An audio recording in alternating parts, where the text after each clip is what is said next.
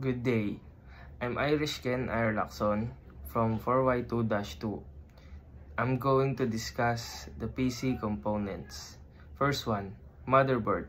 The motherboard provides and distributes power optimally. Computers require electricity to function. The motherboard has a power connector plug that connects the computer to a power source and converts it into a form of electrical power that the computer can use. Next one, CPU. The Central Processing Unit is commonly referred to as the computer's brain.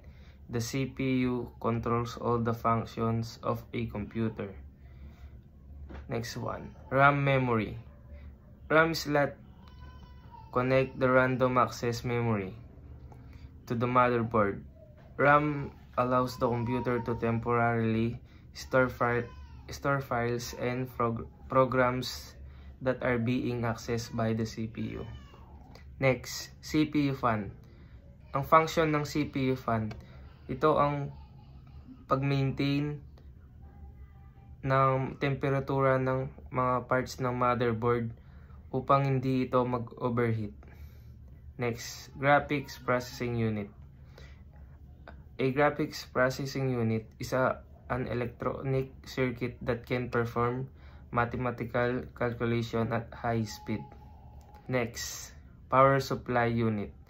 Critical piece of any desktop. Then, hard disk drive. Stores all of your digital content, your documents, picture, music, videos, programs, application preference, and operating system represent digital content stored on a hard drive. PC case. Dito lahat nakalagay ang hardware components ng PC.